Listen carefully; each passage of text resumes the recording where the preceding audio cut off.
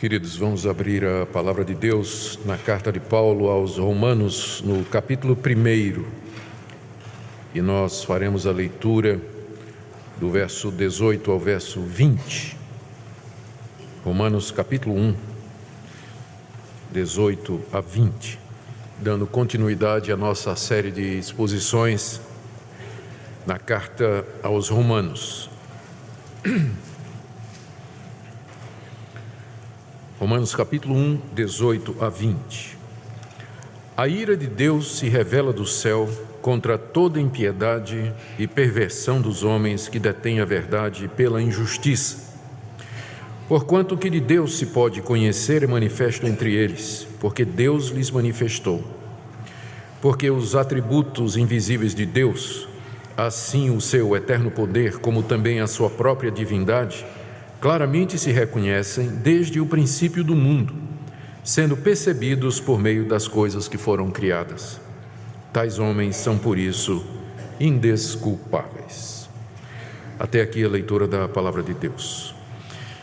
Pedimos, nosso Pai, que o Senhor ilumine o nosso entendimento, que a Tua palavra fale ao nosso coração nessa noite, que o Senhor a si mesmo se revele à nossa consciência e através da Tua palavra pelo Espírito Santo. Que todos nós tenhamos, ó Pai, a consciência de ter estado na Tua presença e que essa consciência mude a nossa vida e o nosso comportamento. Em nome de Jesus. Amém. Paulo escreveu essa carta, como nós temos visto, com o objetivo de expor o evangelho que ele prega. E ele escreveu a carta para os cristãos da igreja de Roma, a quem ele pretendia visitar. O plano de Paulo era passar um tempo na igreja de Roma e convencer os romanos a apoiar o seu projeto missionário de pregar o evangelho na Espanha, mais ao norte, onde Cristo ainda não havia sido anunciado. A igreja de Roma não conhecia Paulo, embora muitas pessoas lá da igreja tivessem conhecido o apóstolo em outras situações. E também corriam muitos boatos e rumores sobre o apóstolo Paulo, oriundos da comunidade judaica, que Paulo entendeu que precisava esclarecer. Ele escreve essa carta no final da sua terceira viagem missionária, a caminho de Jerusalém, para levar uma oferta para os pobres, e com o objetivo de se apresentar e apresentar o seu evangelho, que ele prega, e também os seus planos à igreja de Roma. E a carta foi planejada pelo apóstolo Paulo e escrita com esse propósito. Nos capítulos iniciais, Paulo fala da perdição de toda a raça humana. Os gentios, os pagãos que nunca ouviram o evangelho, não tiveram a lei de Moisés, como os judeus tiveram, eles estão perdidos, Ele fala isso no capítulo 1, que nós vamos começar hoje. Depois ele diz, os próprios judeus que receberam a lei de Moisés e a revelação de Deus no Antigo Testamento também estão perdidos, porque eles não guardam essa revelação. Conclusão, todos estão perdidos. Capítulo 3, capítulo 2 ele fala da perdição dos judeus, capítulo 3 ele resume isso dizendo, todos pecaram e carecem da glória de Deus. E a partir da metade do capítulo 3, ele fala como Deus justifica o pecador, através da obra de Cristo Jesus, realizada na cruz do Calvário e na sua ressurreição. Ele vai até o capítulo 5, falando como Deus perdoa tanto os judeus como os gentios mediante a fé em Jesus Cristo, porque não há diferença, judeus e gentios são pecadores e são salvos pela mesma graça de Deus em Cristo Jesus. Do capítulo 6 até o 8, ele vai mostrar como aqueles que foram perdoados devem andar, e do 9 até o 11, ele vai explicar qual é o papel de Israel, da nação de Israel, na história da redenção, nessa história maravilhosa que ele está desenvolvendo. E do capítulo 12 até o final, ele traz algumas orientações práticas para a vida da igreja, terminando no capítulo 16 com saudações àquelas pessoas que ele conhecia. O que nós vimos até agora, chegamos até o verso 17 do capítulo 1, Paulo se apresenta, ele diz ele se identifica como apóstolo de Jesus Cristo, ele fala a respeito do evangelho e que se centra na pessoa de Cristo, se dirige aos romanos e fala, do verso 8 até o verso 15, da sua disposição de visitá-los e estar com eles. E o objetivo dele está aí no verso 16 e 17, que foi o que nós vimos na última vez, é pregar o evangelho lá em Roma, porque ele, Paulo, não se envergonha do evangelho, porque o evangelho é o poder de Deus para salvar todo aquele que crê. Visto, estou lendo o verso 17, que a justiça de Deus se revela no evangelho de fé em fé, como está escrito, o justo viverá pela fé.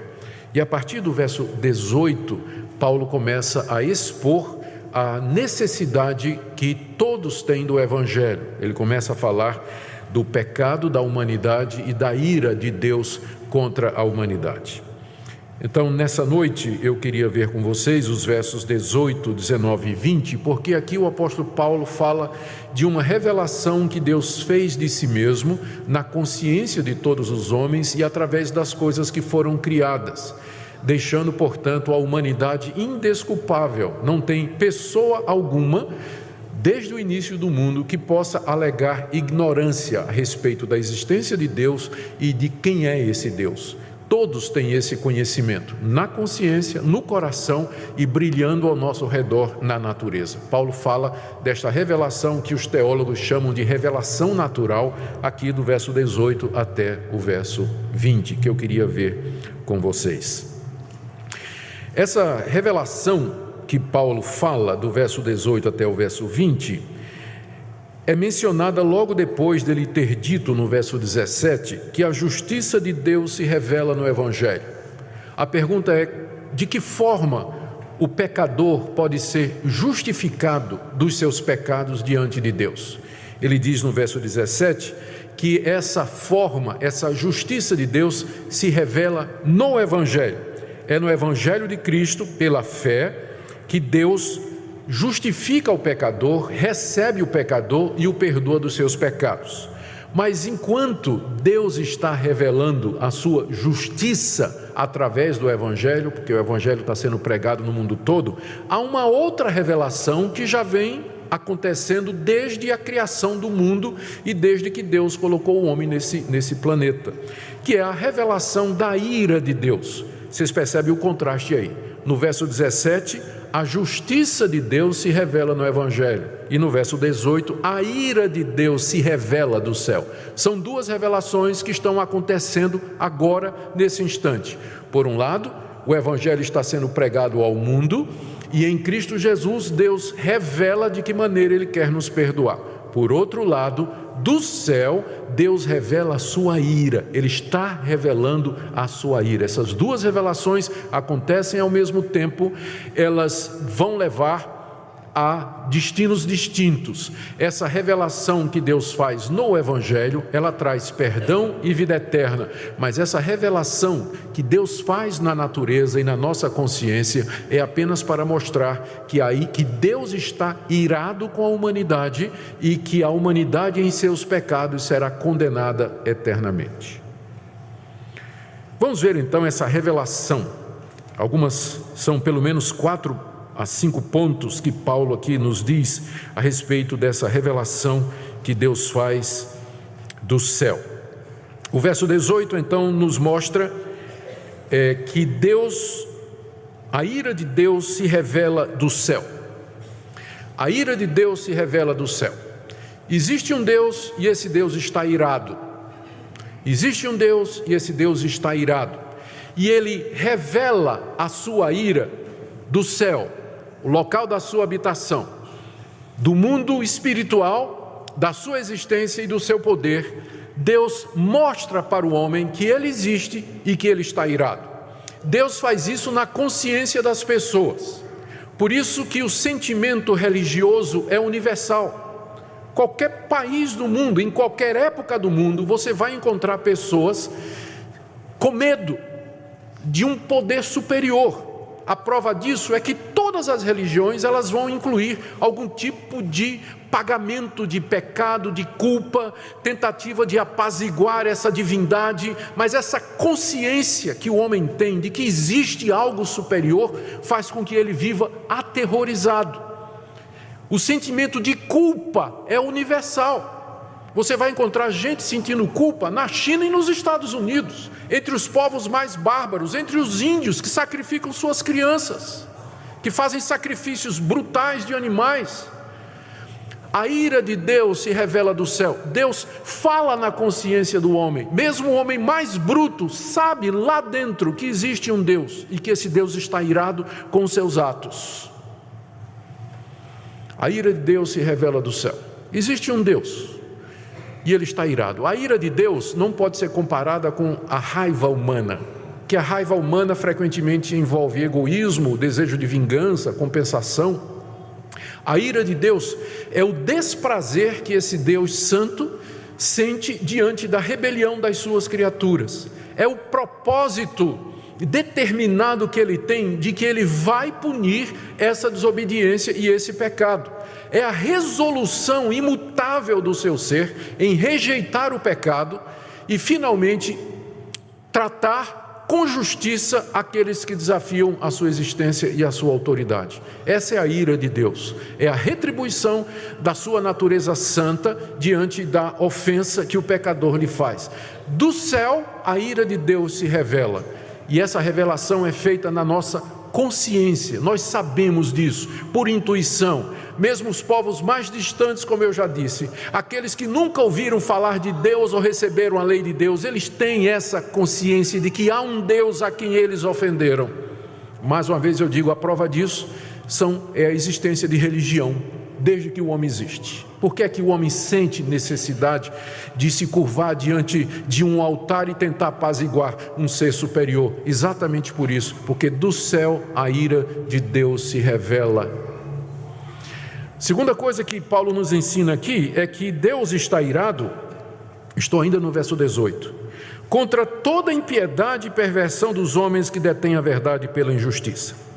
A ira de Deus é contra duas coisas. Ele está irado por conta de duas coisas. A primeira é o que Paulo chama aqui de impiedade. Impiedade é um termo que significa a falta de religião.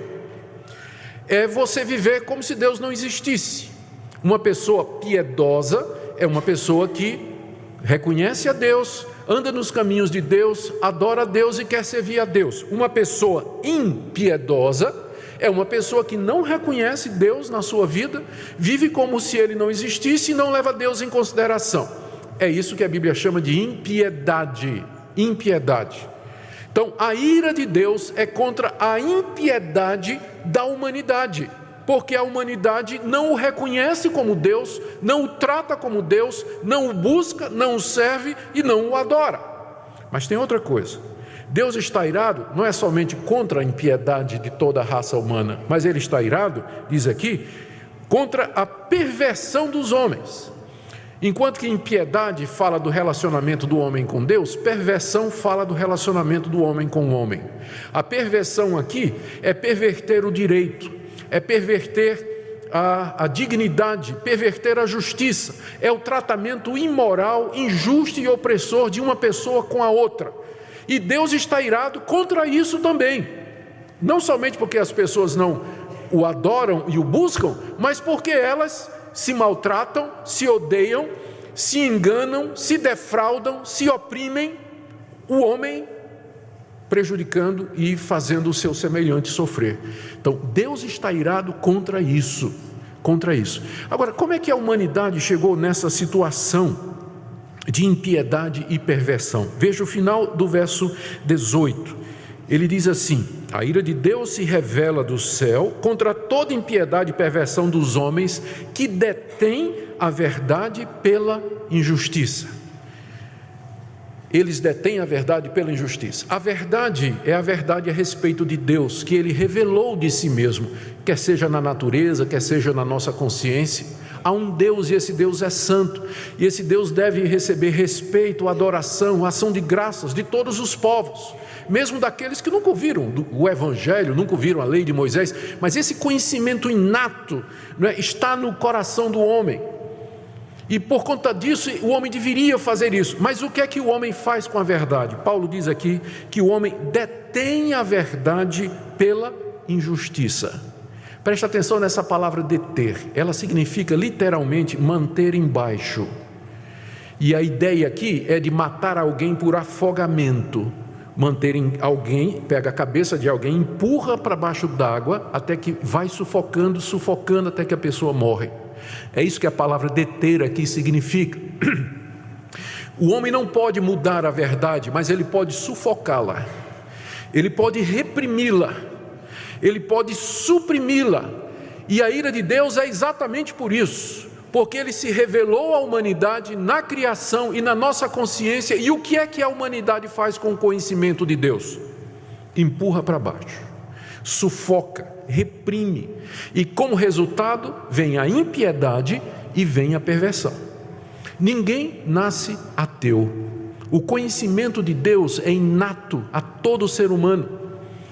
Nós nascemos com a imagem de Deus em nós e a consciência de que existe um Deus. Esse conhecimento de Deus, ele é inato a todo ser humano. O ateísmo, a impiedade, o materialismo é uma deliberação que a pessoa toma depois. Mas ninguém nasce ateu. A pessoa toma essa decisão mais tarde. E para fazer isso, ela tem que suprimir a luz de Deus que brilha no seu coração e na sua consciência. Ela tem que fazer isso, para ela viver como se Deus não existisse. Ela tem que suprimir essa revelação de Deus no seu coração, para que ela possa tomar uma dessas posições aí. Então, essa é o segundo ponto que Paulo nos diz aqui. O primeiro é que há um Deus e que esse Deus está irado e que ele revela essa ira do céu às nossas consciências. O segundo é que esse Deus está irado com a impiedade e a perversão dos homens como resultado deles terem sufocado a verdade que Deus revelou para eles. Terceiro ponto de Paulo está no verso 19. Ele está dizendo que essa ira de Deus é justa. Porque alguém poderia dizer, mas é justo Deus ficar irado? Não é? Os homens conhecem realmente a Deus? Existe esse conhecimento de Deus tão claro assim para que Deus possa cobrar do homem e responsabilizar cada ser humano por isso? Resposta de Paulo, sim, verso 19. Porquanto Deus está irado, porquanto o que de Deus se pode conhecer é manifesto entre eles, porque Deus lhes manifestou. Esse Deus é infinito e nós nunca o poderemos conhecer completamente. Deus é infinito no seu ser, Ele é infinito nos seus atributos e nas suas qualidades, na sua santidade, no seu poder, na sua onipresença, na sua onisciência, na sua justiça, na sua santidade, na sua misericórdia. Esse Deus, Ele extrapola qualquer possibilidade de conhecimento exaustivo por parte da criatura. Mas Ele deu a conhecer algumas coisas a respeito dele. Paulo fala aqui, né? O que de Deus se pode conhecer? Porque tem coisas que nós não podemos, por causa da nossa criaturalidade. Nós somos criaturas limitadas. E além disso, pecadores. Não podemos compreender o ser de Deus completamente, totalmente. Mas há algumas coisas que Deus deu a conhecer a respeito de si mesmo. E Ele deu a conhecer essas coisas, diz aí, entre eles, acompanhe o verso 19, porquanto o que de Deus se pode conhecer é manifesto entre eles. Eles aí são os homens, a humanidade em geral.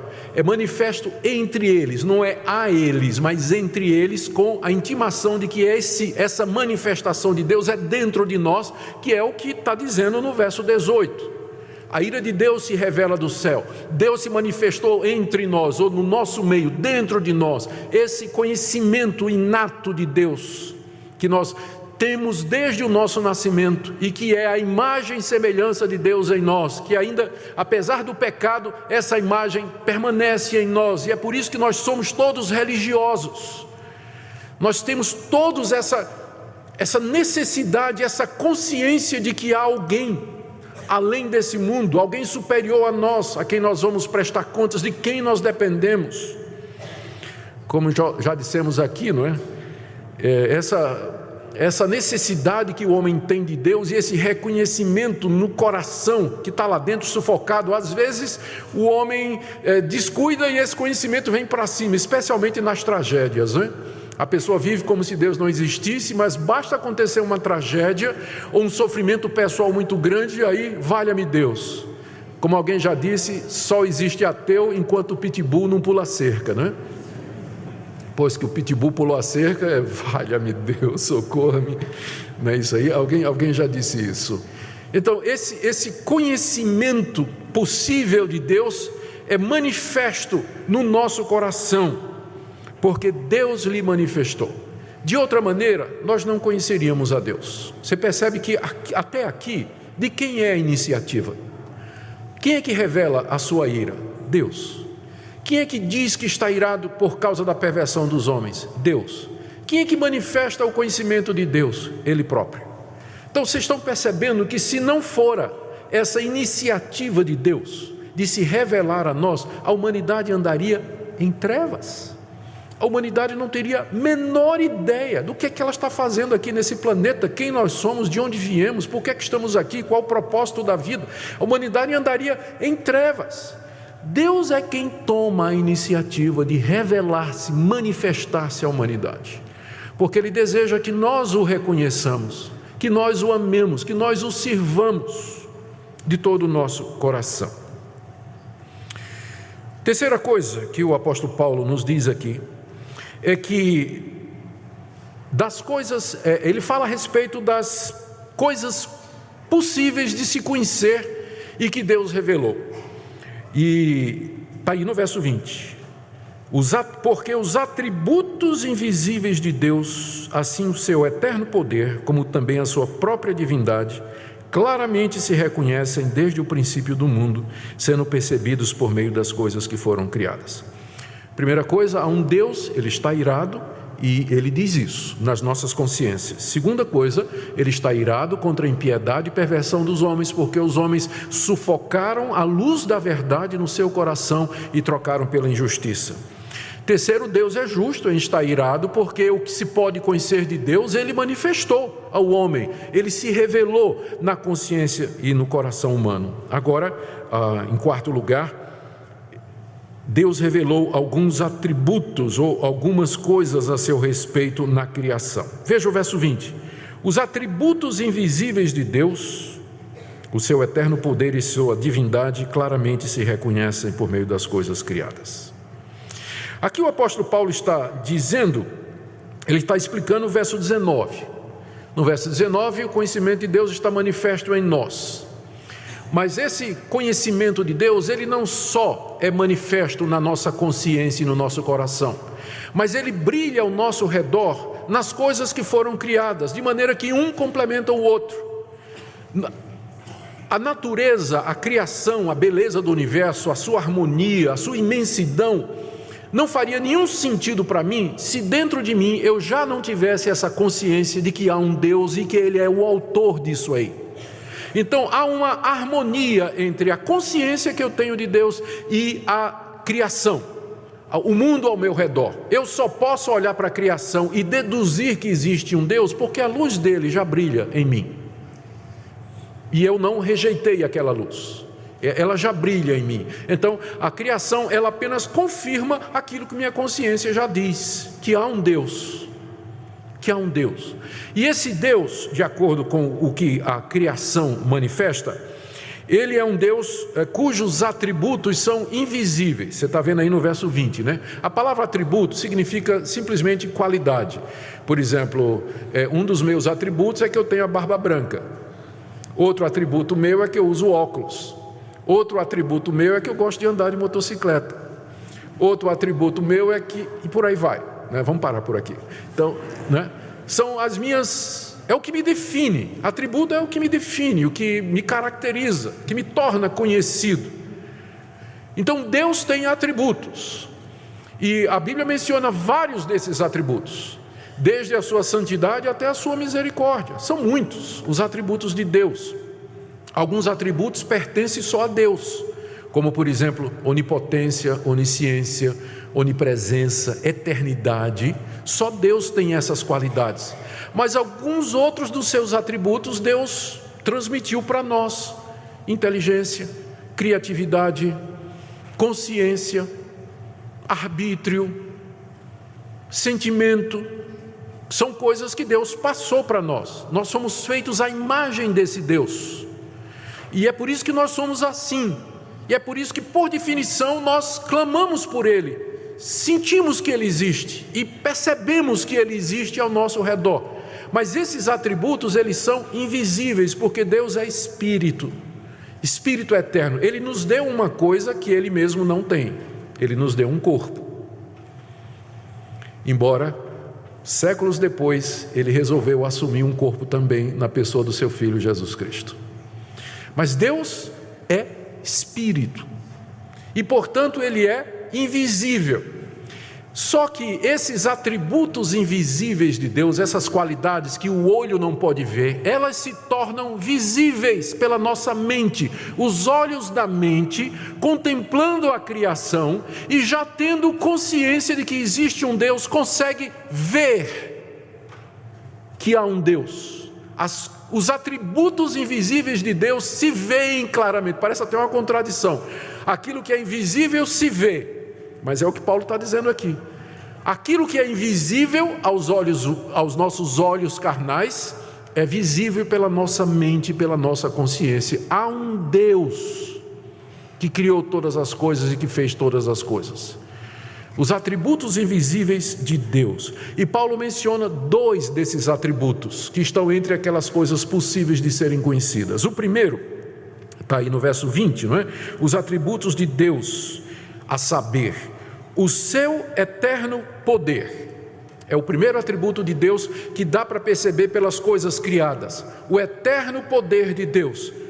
O que ele está dizendo aqui é que pela observação da criação e da natureza, nós devemos perceber que a natureza não se gerou a si mesma, como dizem os materialistas, os evolucionistas e os naturalistas, que o universo se gerou a si mesmo, que a matéria se gerou a si mesmo. Outra opção que eles dizem é que a matéria é eterna.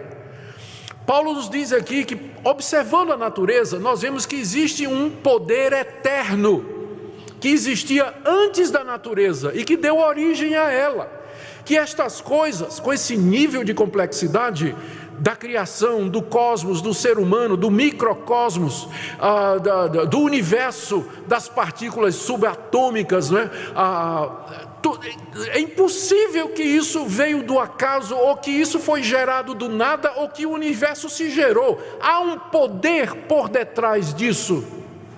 Há um poder por detrás.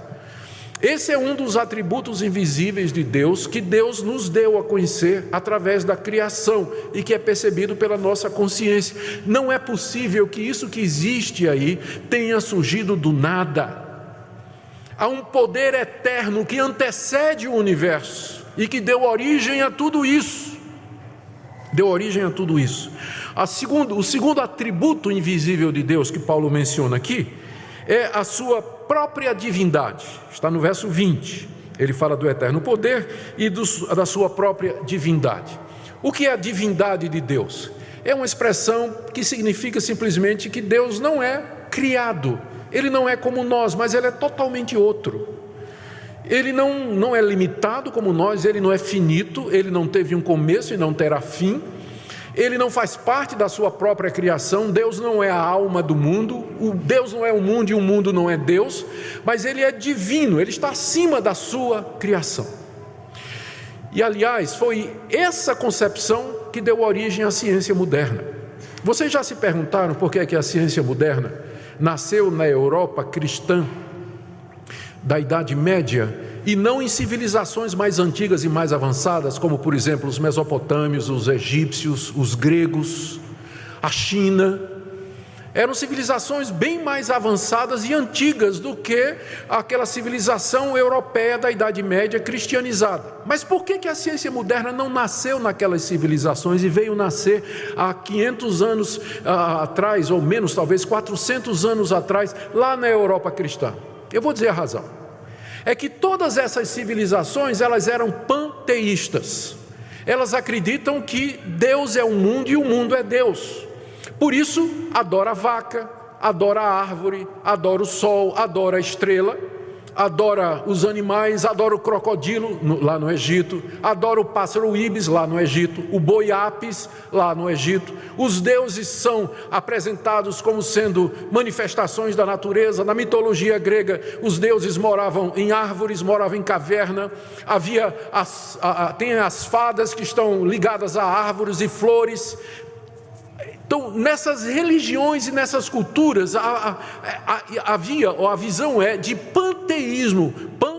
Tudo, teísmo, Deus. Tudo é Deus e Deus é tudo.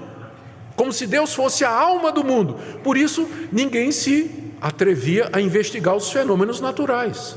Quando tem um trovão, isso é Deus que está com raiva. Quando cai um raio, isso é os deuses. É Zeus, né? Aquele Deus do Olimpo jogando aquele raio, né? Isso é Zeus que está fazendo isso. Ninguém queria saber como é que funciona. Aí chegou o cristianismo dizendo: no princípio criou Deus os céus e a terra. O mundo é uma criação de Deus, não é uma extensão de Deus, mas uma criação. E Deus criou o mundo com base em leis naturais que regem e explicam os fenômenos. Então o cristianismo libertou o homem do misticismo dessas religiões, e o homem agora se sentiu livre para examinar a natureza. O cristianismo desmistificou a natureza. A natureza não é divina, o boi não é divino, a árvore não é divino. Portanto, eu posso pesquisar os fenômenos naturais. Todos os autores dos modernos ramos da ciência são cristãos. Pegue seu livro de história. Não pegue não, que ele não vai dizer. Eles escondem esse fato. Tá, mas há bons livros a respeito da história da ciência, escrito por Nancy Pearce, por exemplo. É uma doutora nos Estados Unidos, já esteve no Brasil algumas vezes, que vai falar para você e vai mostrar para você que os grandes ramos da ciência moderna, eles tiveram início com a pesquisa de cristãos que queriam saber mais a respeito de Deus e da glória de Deus, porque eles viam o universo como expressão, não extensão, mas expressão da glória e da majestade de Deus, da sua divindade, do seu eterno poder. Então, pela natureza, nós podemos ver isso, que há um poder eterno, e que esse poder é majestoso, é glorioso, é inteligente, é pessoal. Isso aqui não surgiu do nada, não veio do acaso, não se autogerou. Isso é o que Paulo diz aqui. Esses atributos invisíveis de Deus se revelam na natureza, o seu poder eterno e a sua divindade. Mas há uma quinta coisa que Paulo diz aqui, é que essa revelação que Deus fez de si mesmo, na consciência e na criação, ela é clara, ela é antiga e ela é universal. Clara, verso 20. Os atributos invisíveis de Deus, assim o seu eterno poder, como também a sua própria divindade, claramente se reconhecem. Paulo está dizendo que isso, né? A divindade de Deus e o seu poder, que há um Deus e que esse Deus é santo e que ele está irado, isso claramente se percebe na criação. Se você não percebe, o problema não é com Deus e nem com a criação, o problema é com você. Mas ele está dizendo que dá para ver com clareza que existe um Deus. É natural isso, está na nossa consciência. É o mais simples, existe um Deus e esse Deus é superior a nós. E ele está irado com os nossos pecados, e ele é todo poderoso. Ele é distinto da criação. Isso dá para se perceber claramente, diz o apóstolo Paulo. Essa revelação é clara. Segunda coisa, essa revelação é antiga. Ele diz aqui que isso é desde o princípio do mundo. Desde quando Deus criou o mundo e colocou o homem nele, a sua glória e a sua majestade estão impressos na consciência do homem e nas coisas criadas. De maneira que desde Adão até o último homem que nasceu hoje, ele tem esse conhecimento de Deus. Isso é perceptível, o conhecimento dentro dele e fora dele. A glória de Deus brilha dentro de nós e fora de nós. E a terceira coisa aqui é que ele diz que estas coisas se conhecem desde o princípio do mundo, ou seja, esse conhecimento é universal. Esse conhecimento está em toda criatura que já pisou o solo desse planeta, em todo país, de toda raça, língua, povo, tribo, nação. porque todos têm consciência e todos têm acesso à natureza. Eles podem perceber isso. Esse não é um conhecimento secreto, privado, particular, esotérico, mas é um conhecimento público que Deus fez de si mesmo na criação e na consciência de todos os homens. Sexto ponto e último, final do verso 20. Tais homens são por isso indesculpáveis. Essa é a conclusão do que Paulo está dizendo aqui. Tais homens esses homens são aqueles que detêm a verdade pela injustiça, que rejeitam o conhecimento de Deus, não têm piedade e são perversos. Então, tais homens são indesculpáveis diante de Deus. Essa palavra indesculpável aqui é uma palavra que Paulo está tirando da linguagem jurídica dos seus dias. Literalmente, no grego, a palavra é apologia. Apologia é uma defesa que você apresenta ao ser acusado de algum crime. E é uma tentativa que a pessoa acusada faz de se justificar. Tipo assim, eu sou inocente, não fiz isso. E se eu fiz por conta disso. Então, há diversos atenuantes aqui, enfim, não é? O que Paulo está dizendo é que no dia do juízo, nenhuma pessoa terá uma apologia a apresentar diante de Deus, do tipo assim, eu não sabia que existia um Deus, eu não sabia que isso era errado, eu não sabia que esse Deus se ira contra o pecado, eu não sabia de nada disso. Ninguém tem desculpa diante de Deus. É isso que Paulo está dizendo aqui. Por isso, tais homens são indesculpáveis. Há um Deus, esse Deus está irado, ele manifesta a sua ira na nossa consciência. A ira dele é contra a impiedade e perversão dos homens que retêm a verdade pela injustiça. É justo que Deus esteja irado, porque o que se pode conhecer de Deus, Deus manifestou a nós, pela consciência e pela criação. Pela criação nós vemos algumas coisas que podem ser conhecidas de Deus, como o seu eterno poder e a sua própria divindade. E essa revelação é clara, é universal e é antiga. Conclusão, não tem inocente diante de Deus. Nem aqui, nem no Amazonas, nem na Antártida, nem no Polo Norte, nem no deserto árabe, nem nas florestas mais ocultas do mundo. Nunca teve e nunca haverá um inocente diante de Deus, porque os homens detêm a verdade pela injustiça. Eles adoram outros deuses, eles adoram a natureza, eles vivem como se Deus não existisse, eles se matam, se perseguem, se odeiam e se oprimem. Por isso a ira de Deus está sobre o mundo pagão, é isso que Paulo está falando aqui, e também dos judeus. Ele vai dizer isso no capítulo 2. A pergunta então é, o que é que isso tem a ver conosco hoje?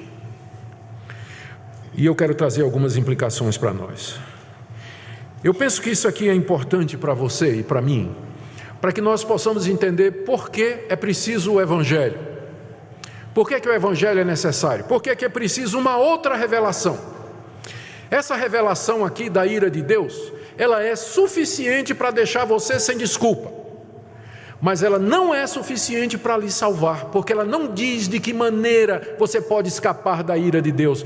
As árvores, o universo, as estrelas, o sol, eles não vão dizer para mim de que maneira eu posso então me reconciliar com esse Deus, pedir perdão a esse Deus e ser aceito por Ele. Eles não vão me dizer isso, eles só vão mostrar que há um ser todo-poderoso, maior do que eu, por detrás de todas as coisas. Mas como eu posso me reconciliar com esse ser, a natureza não vai me dizer. É preciso uma outra revelação. E essa é a revelação que nós chamamos de revelação especial, que Deus deu através de Jesus Cristo, seu Filho, o Evangelho de Cristo. Essa revelação, Paulo vai desdobrá-la aqui na carta aos Romanos, ele vai explicar essa revelação mais adiante. É a única forma pela qual nós podemos ser salvos da ira de Deus. E para que você entenda então a necessidade do Evangelho e a exclusividade do Evangelho, é primeiro necessário que você entenda a perdição da raça humana toda. Estamos debaixo da ira de Deus, com justiça. Não há inocentes diante de Deus. Então essa é a primeira reação prática que eu queria que você tivesse nessa noite, que você meditasse nisso. e você valorizasse o Evangelho, o privilégio que você está tendo nessa noite aqui de ouvir o Evangelho, enquanto milhões nunca ouviram o Evangelho, embora estejam condenados com justiça pela rebelião dos seus corações da revelação que Deus fez de si mesmo, na sua consciência e na criação. O fato de que você está aqui essa noite, ouvindo a revelação especial de Deus, seria motivo para colocar você de joelho diante dele e dizer: Deus, como é que eu continuo ainda a viver como se o Senhor não existisse? Como é que eu continuo a viver ainda sem levar o Senhor em consideração? Por que eu continuo desafiando o Senhor? Por que eu continuo sendo indiferente para contigo? Reflita nisso. Segunda coisa que eu queria que você pensasse, é uma conclusão prática, né? É que você examinasse o seu coração, especialmente se você é uma daquelas pessoas que tem dificuldade de acreditar em Deus, argumentando coisa do tipo: não porque a ciência, não porque as descobertas científicas, não porque a racionalidade. Eu queria que você pensasse outra vez. O ateísmo não é a consequência lógica da ciência. A negação de Deus e o materialismo é o resultado da repressão dessa luz de Deus no coração de todo homem. O problema não é intelectual, o problema é moral, o problema é espiritual. Examine o seu coração, para ver se lá no fundo, essa sua recusa em acreditar em Deus, não é resultado de alguma amargura, alguma raiva, algum sentimento de injustiça, ou uma tentativa de justificar um comportamento seu. Você não quer que Deus exista, porque se Ele existir, você vai ter que mudar de vida. Você não quer que Ele exista. Então, muito dessa negação de Deus não é resultado de intelectualidade, mas é um problema moral, é um problema espiritual simplesmente. É um problema moral simplesmente. Terceira coisa que eu queria que você pensasse também nessa noite. Aqui está a razão pela qual nós insistimos em evangelização e pregar o Evangelho. Exatamente por isso, porque os povos precisam ouvir o Evangelho, receber a revelação especial de Deus. Por isso que nós mandamos missionários. É por isso que nossa igreja faz viagem missionária. É por isso que nós apoiamos aqueles que vão para países distantes levar o Evangelho de Deus. É por isso que nós insistimos com vocês, que vocês compartilhem a fé de vocês para com as pessoas, porque elas estão perdidas. Ninguém vai se salvar com base na ignorância da moralidade ou alguma coisa. Não há salvação fora do Evangelho de Jesus Cristo. E você que conhece, tem acesso a essa revelação especial do Evangelho, você é responsável por levá-lo avante, por transmitir a outras pessoas. E a última coisa que eu queria que você pensasse nessa noite é a respeito do seu estado diante de Deus. Há um Deus, e esse Deus é um Deus santo. Ele é um Deus que se ira, ao contrário talvez do que você ouviu aí outras pessoas dizer, falar de um Deus que é só amor. Ele é amor, mas Ele é santo também. E porque Ele é santo, Ele está irado. Há um Deus e esse Deus está irado pelos seus pecados. E você não tem desculpa nenhuma para viver longe dEle.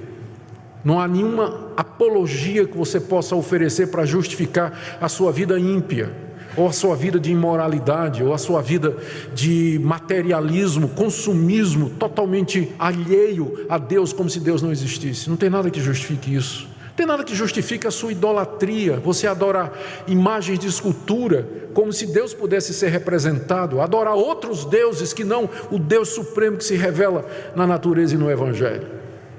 Que nessa noite você também reconheça que esse Deus, Ele tem compaixão de pecadores que reconhecem que são pecadores, que estão perdidos e que o buscam humildemente, não para dizer a Deus o que Deus tem que fazer, mas com a mão estendida e de joelhos dizendo: Deus, tenha misericórdia de mim, pecador. Não mereço nada a não ser a tua ira e o teu justo castigo. Espero na tua misericórdia, já que o Senhor tomou a iniciativa de se revelar. Isso mostra que o Senhor deseja me conhecer, que o Senhor deseja que eu te conheça plenamente. Me ilumina, me guia mediante Jesus Cristo, para que eu possa me reconciliar contigo e viver para a tua glória. Você pode fazer isso nessa noite.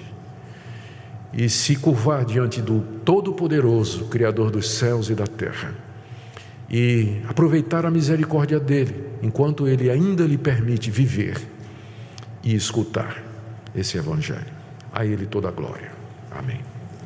Oremos. Bendizemos o teu nome nessa noite, ó Pai, pela tua majestade, pela tua grandeza. Os céus refletem a glória de Deus e o firmamento fala da obra das suas mãos. Te damos graças, ó Deus, pelo teu grande poder e pela tua divindade. Pedimos perdão pelo sufocamento da tua verdade, pela impiedade e pela perversão. Se há alguém aqui nessa noite, Senhor, que ainda não compreendeu a plenitude do teu Evangelho, por que precisa do Evangelho, que isso fique claro nessa noite. Desperta em nós gratidão a Ti, pela Tua misericórdia em nos dar o conhecimento de Cristo. Abençoa esta igreja para que ela seja um farol, composta de pecadores redimidos, que levam o Evangelho a outras pessoas. Oramos pela Tua igreja no Brasil também. Tenha misericórdia de nós. Em nome de Jesus. Amém.